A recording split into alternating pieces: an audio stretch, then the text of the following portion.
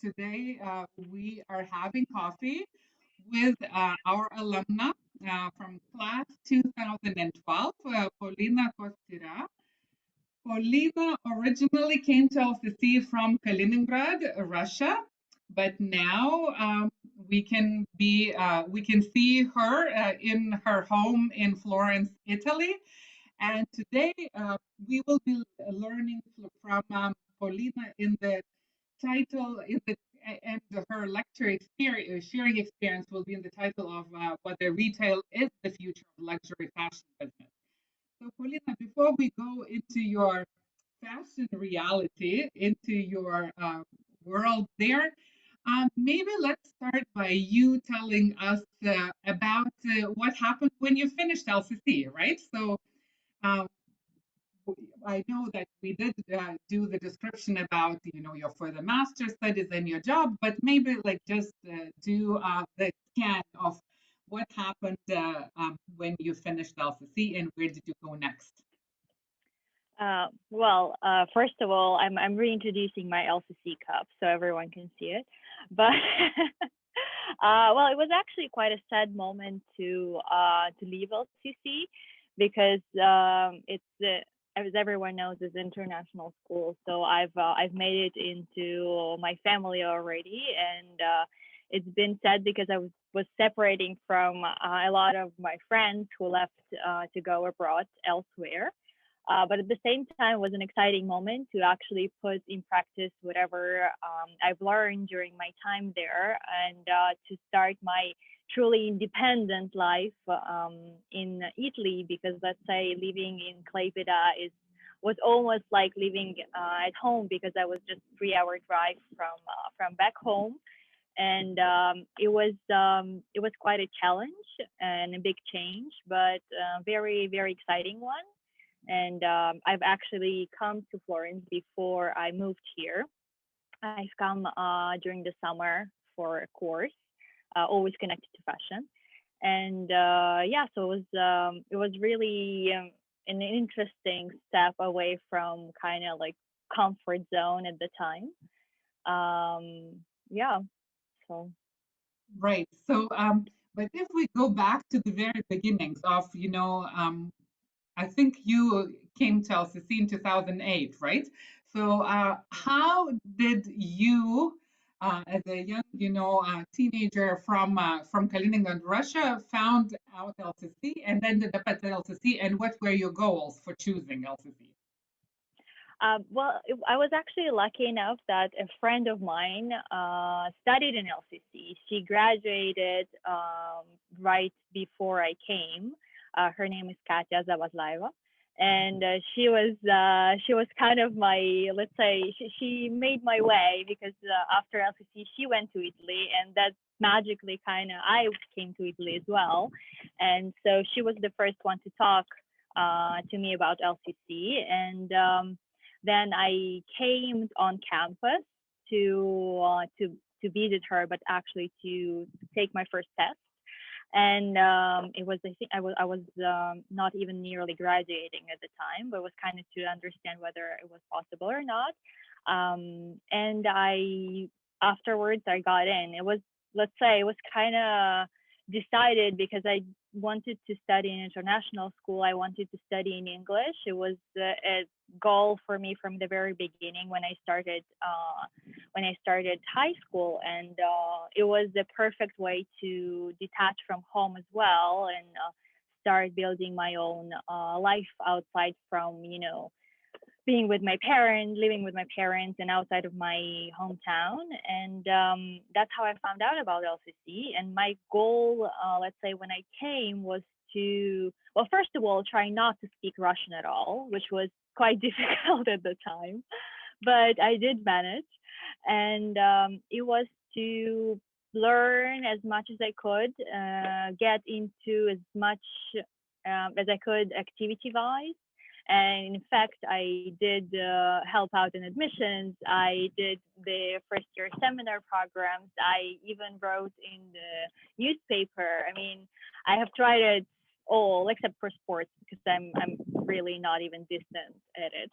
So that was kind of, I think, what I was going for, was to try to take it all in and take it with me on wherever I was going further.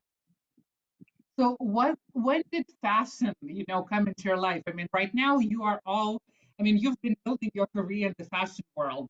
So, I mean, you majored in international business administration at LCC. So obviously that is a general enough field, but at what point did you know that this will be the path that you will choose? Well, I think it started when I was young. I was when I was a kid still, because my mom would, as any mom, would dress me up, and I quite liked it. I participated in the game, and then when I was studying in high school, she was working in the clothing store, and she would go to do buying in Milan, and I would travel with her when I had a possibility. And I think that's kind of when it all started on a very unconscious level, because honestly, I wasn't, as you can see, I didn't start right away in fashion, which I'm actually quite happy about, because I think that the business background is something that is helping me on a daily basis, because it does give you a completely different perspective. And I work in the part of fashion that is linked to business in a way. And then I started exploring summer schools, and that's kind of the first step I took. I came to Florence to do a course in visual merchandising when I was on my third year, finishing my third year. And that's how I discovered Florence. I discovered that there are a few fashion schools here, and I honestly fell in love. I had to go with the city, so I had to stay. And I found a fashion school that was doing a program here, and I went for it. I mean, it was quite crazy to do it right away after I finished my bachelor's, but at the same time, it was a good transition. I mean, it was kind of like going from school to school, and then hello to real life. Yeah. Great. Well, thank you for the background story. I know that our audience members all joined to learn from you about whether retail is the future of luxury fashion business. So I don't want to be taking them from that theme. So I do want to give you the floor and allow you to expand on that topic, and then we can reflect afterwards. And just to the audience, I will remind that please, if you have comments or questions, drop them in the comment box on Facebook. For those of you who are with us on Zoom, do it in the Q&A or chat um, boxes, and I will then follow up and will read those questions to Polina. So thank you, Polina, for sharing your insights, and we are very eager to learn from you. Thank you. Well, let's say that the I ended up in retail, actually, starting off with the thesis that I did in LCC. So it was kind of like a way that I was building myself into the industry, and I never thought that I would necessarily stay in it. But in the end, when I started working in it, I found myself in quite a crazy world, because fashion. I mean, fashion has a lot of different parts and a lot of different areas you can work with. It can be design, it can be merchandising, can be anything really. I mean, fashion is a 360 degrees industry, so you can be in the production, you can be in the direct sales.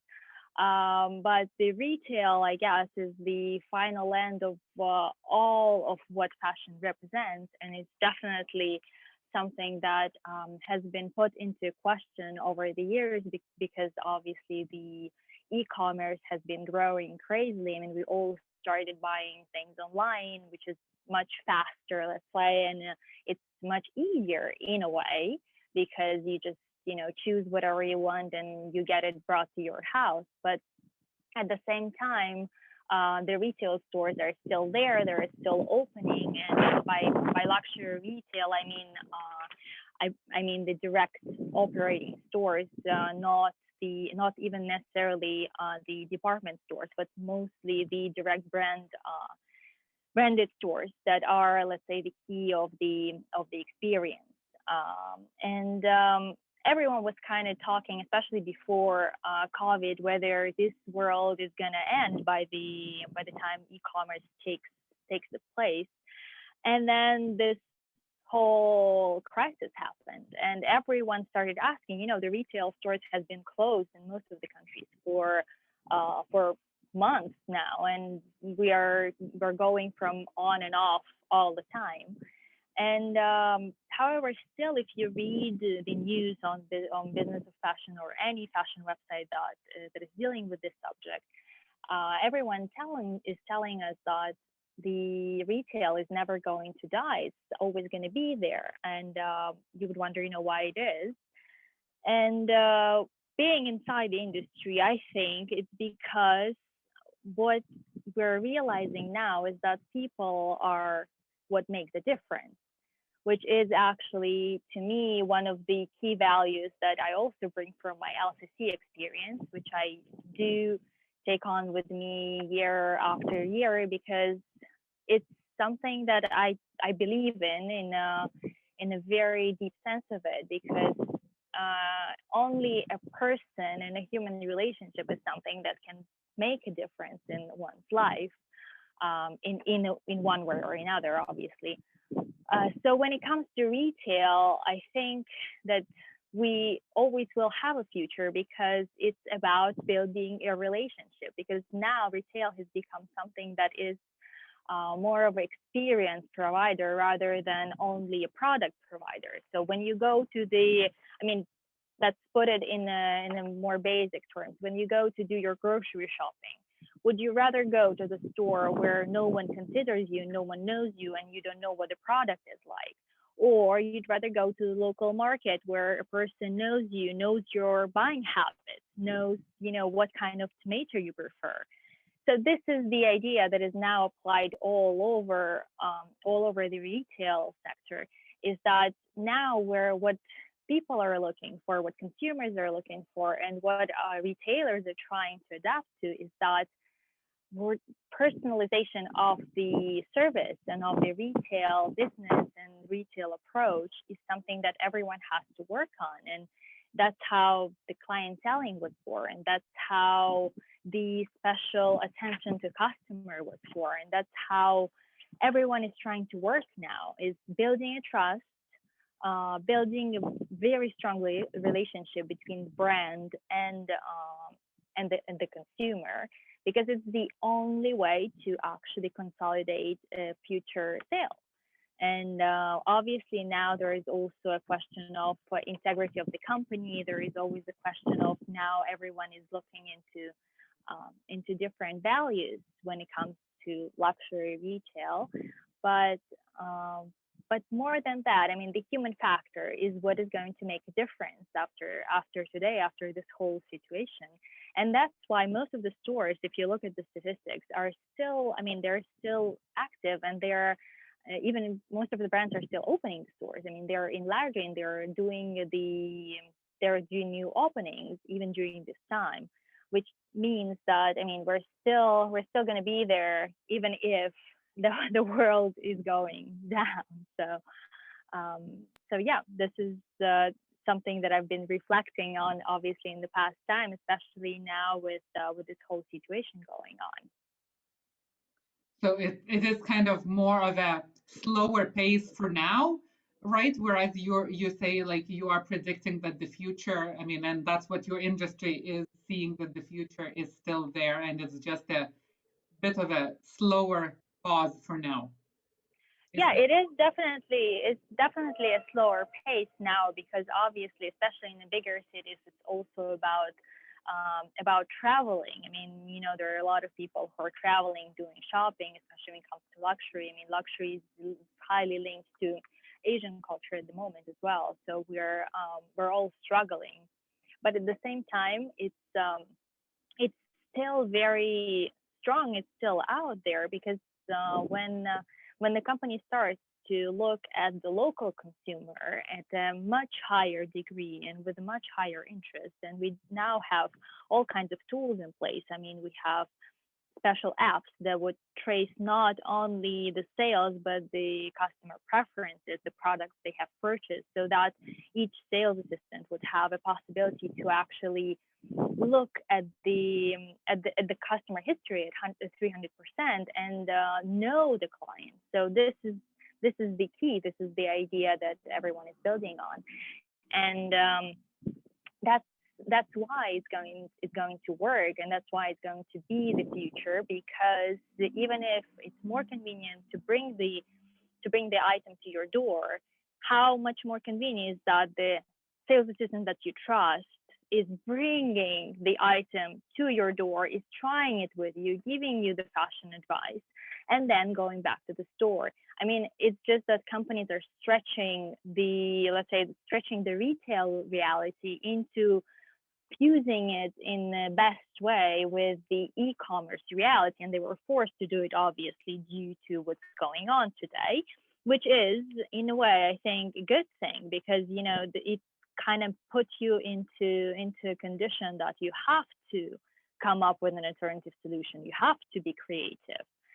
So it does, I mean, it does mean that we are now working at a 50% capacity, but at the same time, it also means that when we're back to business, we will have a share of local clients that we have already got to know, and that are our repeat visitors for the future. Actually very interesting to hear, because I guess it's interesting to hear how the fashion industry has adapted and changed because of COVID. Because as you say, everybody had to find a new way. So, to our audience, I do want to remind that we're having coffee together with our alumna Polina, who is the visual merchandiser and clientele ambassador at Celine, a luxury brand that is a part of one of the biggest luxury groups, LVMH. So I guess I want to go to your actual title, and Paulina, just giving you kind of a chance to maybe tell our audience. So what is it that you do, right? I mean, visual merchandising clientele ambassador. So what does your role entail, and what do you love the most about your job? Well, I work in the Florence boutique of Celine, and I do the visual merchandising, which basically let's say I do two things. I do the visual merchandising, which basically is a setup of all of the store. So it's a more creative approach to working with the product, to put everything out, to put out the collection, to change the display on weekly or monthly basis. And it's it's actually very exciting because it's something that I've been studying and I've been working with for years. And as I told you, I did the course in the summer for the visual merchandising. So I did find myself doing it. Working closely with our office in Paris with in a way to apply all of the structure given by the central teams, and applying it to the store where I am at. At the same time, I also do clienteling, which is something that is quite, let's say, it's already known in the fashion business, but it's also quite new as a concept because it's not solely customer relationship management, which we do all know is the CRM. It's much more statistical approach to the clients. Clienteling would be much more personalized approach. So it's a way to actually grow the client base, to work with the VIC clients, with the clients, to work with the recruiting new clients. So I'm basically studying all of the trends that are concerning our store in Italy in general. I think that to help the store build a very strong client base and build, but more than that, maintain the strong client base. So when you are talking about the future of luxury fashion business, and the retail aspect of it and how it all got affected by COVID, this is where you do come as an expert, and it's very interesting to hear from you. So again, I want to remind the audience. Um, if you have any questions or any comments, feel free to post them in the comment boxes. So, Paulina, you studied business. You did mention several times about how that LCC experience has actually helped you in your work, and how it's still always with you, even in the coffee cup. Yeah. So, but if you were to summarize and kind of reflect upon, the fact of how has LCC prepared you and shaped you for the world, for the career you are in now, um, where was LCC's role in your path? Well, it was basically, let's say, the eye opener of since the very beginning, because I come from Russia, as you already said, and it's a very, I mean, it's still a country with a quite closed mentality in certain ways, and coming to LCC and getting to know people from all over the place, and getting to connect with them, I have broadened my perspective, and I have changed completely the vision of the world that I have today. It was challenging at times, but it was so beautiful most of the time, because if you think about it, I mean, you never ever would have this chance, if not there, at least for me, to actually be confronted with so many different cultures, and so many different languages, so many different ways of doing things. And to me, I think this is, as I told you, people make the difference. This is what to me made LCC so special. The people that I had there, that were obviously my teachers, my instructors, my um, team that I had to work with when I was working with you guys, and it was all really an amazing experience, people wise. And I think this is one of the first things that I did value the most when I was there. And then I think the way of the educational way that is structured in LCC, the liberal arts education, where you can actually get a view of not only strictly of what you're studying, but actually, but have like a little bit of the insert of whatever your passion is. So I had a chance to study a bit of psychology. I did a course on film. I did something that was completely new to me and external, and it has enriched my experience, both education wise, but also person wise. And definitely learning to work with the different people, to work in team, and which is something that is missing completely in some other places that I've been to. I mean, I was lucky enough to go to another international school after LCC, but I do know how the studies go in different parts of the world. Like, I know how the education works in Russia and in Italy, and you never actually have to work with someone. While for the international school, you have group projects, and you have to find a good balance and work on a solution all together, even if no one is actually on the same spot about the issue. So it's something that, there's just little things, but all of those combined together made me who I am today, obviously, and at the same time bring me to deal with my daily issues in a different way. So yeah, that's Well, and we are so proud of you and to see where you are today, and just seeing you find and follow your passion and grow in the career, and then even become the expert voice of the fashion luxury brand retail industry. So that's actually very exciting.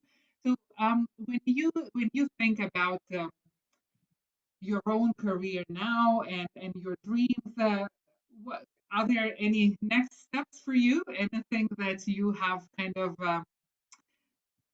set up in front of you as future goals. And now we're of course sitting and seeing the floor and sky behind you. So of course the phrase of where the sky is limitless, and the dreams could be the same way. So any big um, career moves or career dreams for you that you see coming up next?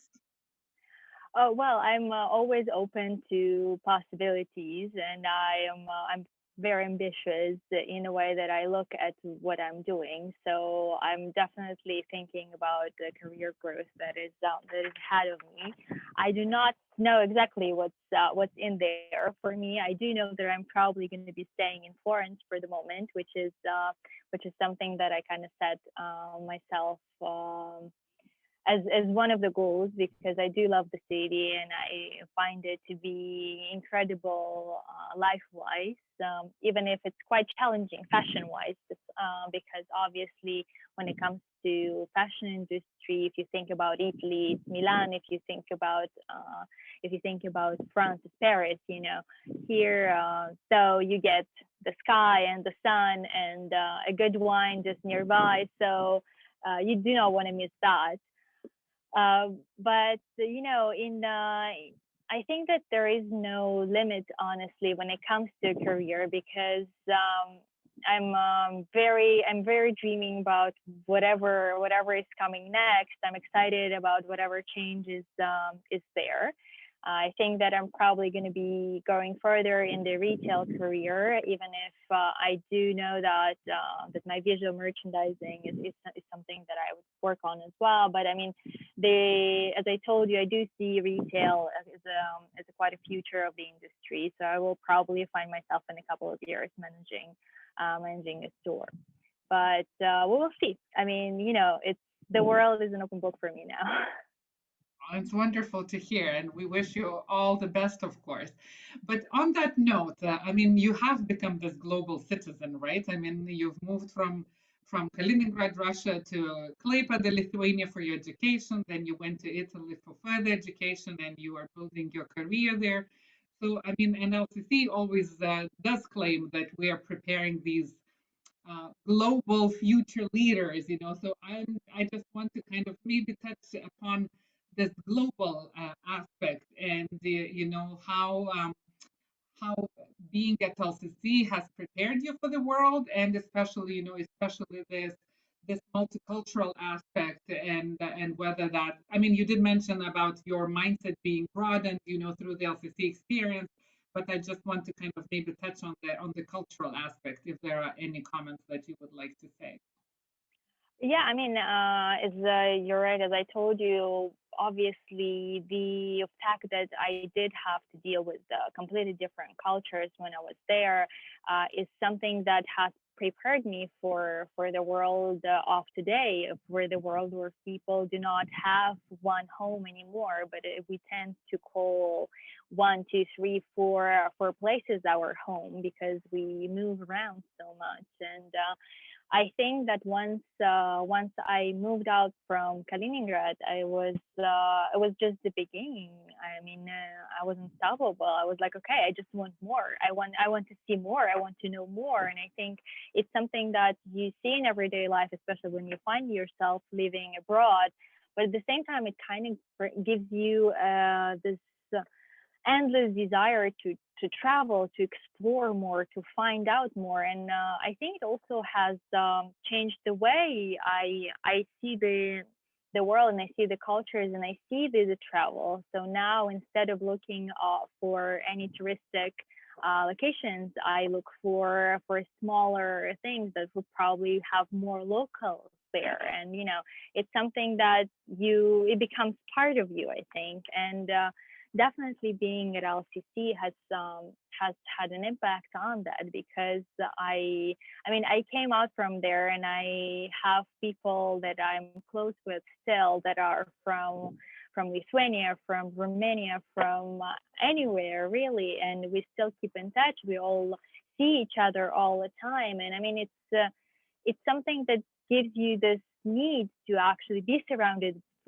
with people from different cultures, because it enriches you in an incredible way. I mean, you learn so much You learn to look at life in a certain way. You learn to love food of different cultures. You learn. I mean, you always learn. It's a continuous learning. There you go. And I really do appreciate that there was something, it was a part of my life, and I actually miss Klaipeda quite a bit. And I was just talking with a girl the other day, and I asked her, "Well, where are you from?" And she's like, "Oh, well, I'm from Kaunas." I'm like, "Oh, okay." But I've actually used to live in Nida. I'm like, "Well, okay, I know those places. I actually quite miss them." And I do wish to have a possibility to come back to Lithuania because it's quite nostalgic because I did leave a little bit of myself there, I think. Absolutely. And as I mentioned at the beginning, well, LCC has entered its 30th anniversary year. So we will be inviting, of course, all alumni to come back to campus whenever it is allowed and it is possible. Let's But hope. truly, as you say, those connections stay forever because yeah, that becomes a life changing experience. Well, I mean, this is just truly so nice to hear from you and your career path and, where you've gone from, being a student at LCC and pursuing your dreams, your skills, and now seeing how the pandemic has affected the industry in which you work, and still, seeing the new possibilities. And as you mentioned, that retail actually has figured a way to adjust. So it's kind of, I'm also understanding that this is where your work has also adjusted, but the possibilities are still all there, and we're, as in all our industries, we're waiting for the pandemic to be over to be getting to the new ways of doing same old things, but also kind of getting in the more regular pattern. Um, uh, we will be going towards the end. So this is just the encouragement for anyone who has questions. Feel free to type them up. And of course, my question is always, I mean, towards the end, I always ask my colleagues on the call to kind of share your own words of wisdom for the future LCC generations. And I know you've already said many things about, why LCC has been what influence LCC has made onto you. But if you were to think, that you have a chance now to be speaking to high school seniors or young adults who are considering LCC as a possibility for their own future education, what would be your words to them? And, what would you recommend? I think that the best advice I can give is to come and be prepared to do anything and try everything. I mean, be curious, ask questions, never be afraid to ask, and never be afraid to make a mistake because that's the best way to learn. And try yourself out. I mean, try to challenge yourself. Try to do as many things as you can because that's what makes you understand who you are actually and what you like. And it's the best time of your life to explore it. Make friends, have fun, and and enjoy it. I mean, it's education has to be about obviously focusing on whatever you're doing, and but at the same time it also has to be the time of your life. You have to be enjoying it, and so find a way for you to enjoy it at most and discover yourself through whatever experience comes to you. So yeah. Thank you. Thank you. This has been amazing. And it's truly, for me, the most exciting thing is to see you just kind of, um, for the audience, I mean, Polina did mention that she used to work in the admissions office, so we were colleagues also at the same time as she was the student. And to now see you still being the same lively, energetic Polina, and experienced in the fashion business, and being happy about the job that you do. So it truly brings a lot of joy to me, and I want to thank you for agreeing to be a part of the webinar today, of sharing, you know, your story, your career path, and your insights into the luxury fashion business realities with our audience.